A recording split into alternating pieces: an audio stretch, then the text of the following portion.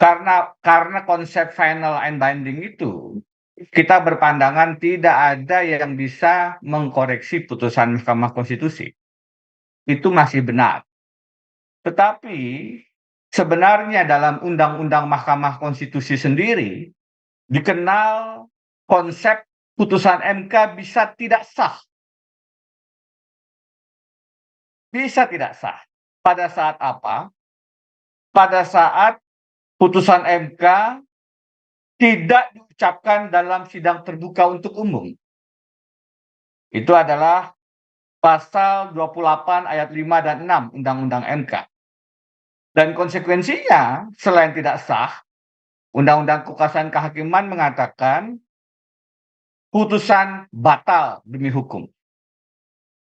Jadi ada konsep tidak sah dan konsekuensi batal demi hukum berdasarkan Undang-Undang MK dan Undang-Undang Kekuasaan Kehakiman. Kita lanjut. Dalam Undang-Undang Kekuasaan Kehakiman, putusan yang tidak sah itu ternyata bukan hanya berkaitan dengan tidak dibacakan di depan umum, tetapi karena tidak mundur dalam penanganan perkara yang mempunyai benturan kepentingan. Jadi, dalam Undang-Undang Kekuasaan Kehakiman, Undang-Undang Nomor 48 tahun 2009, dikatakan wajib mengundurkan diri dari persidangan apabila ia, maksudnya hakim, mempunyai kepentingan langsung atau tidak langsung dengan perkara yang sedang diperiksa. Ini tadi yang disampaikan di awal oleh Bang Karni. Bagaimana akibatnya? Dikatakan jika hakim yang mempunyai kepentingan langsung atau tidak langsung itu tidak mundur, maka pasal 17 ayat 5 dan ayat 6-nya, dalam ayat 6 mengatakan putusan dinyatakan tidak sah. Nah, ini penting untuk mengatakan konsep final and binding itu bisa dikoreksi dalam hal dua, tidak sah. Pada saat tidak dibacakan di depan umum, dan pada saat hakim tidak mundur memeriksa mengadili, padahal dia punya benturan kepentingan.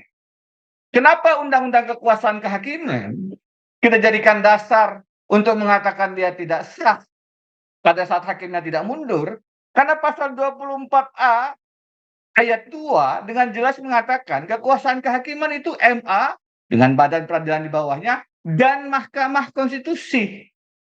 Jadi Undang-Undang Kekuasaan Kehakiman tadi itu berlaku dan mengikat kepada Mahkamah Konstitusi.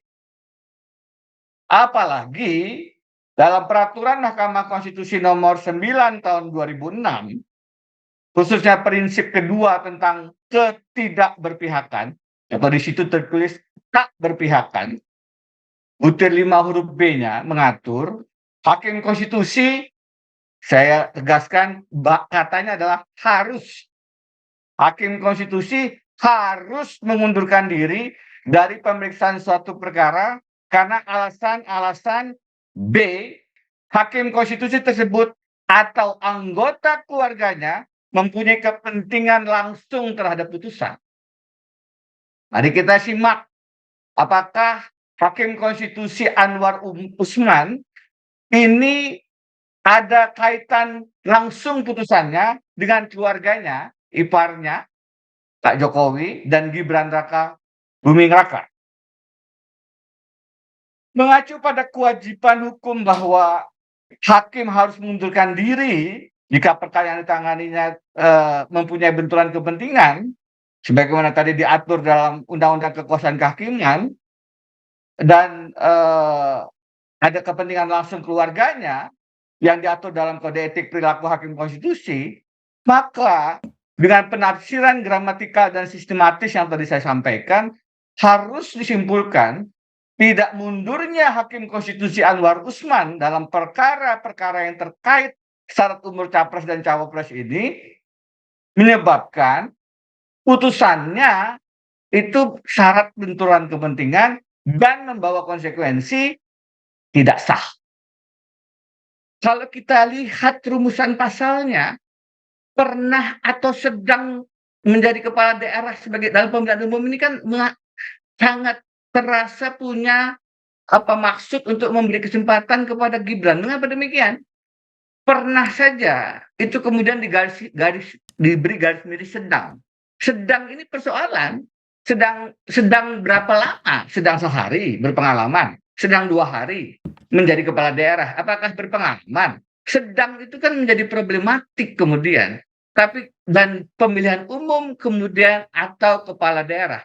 Kepala daerah diberikan tempat yang lebih. Kenapa tidak pemilihan umum sebagaimana anggota DPR, DPD, DPRD, dan kepala daerah? Kenapa kemudian hanya kepala daerah yang kemudian diberikan ruang sedemikian oleh putusan MK ini? Itu semua menunjukkan memang ada indikasi putusan ini dipersembahkan kepada seorang anak presiden. Karena itu saya merekomendasikan Bang Karni, hari ini tentang pendapat bahwa putusan ini tidak sah, saya berikan kepada publik dan saya sebarkan bahwa putusan 90 tidak sah itu memang sebaiknya tidak dijadikan dasar untuk pendaftaran Pilpres 2024. Bahwa siapapun yang menjadi pasangan calon dalam Pilpres 2024, bukan hanya Gibran ya, dengan hanya menyandarkan pada putusan 90 akan beresiko dinyatakan tidak memenuhi syarat sebagai paslon dalam Pilpres 2024. Kan, kalaupun berhasil terpilih, beresiko dimakzulkan karena sebenarnya tidak memenuhi syarat sebagai pasangan calon presiden. Ingat, salah satu pintu masuk pemakzulan adalah tidak memenuhi syarat.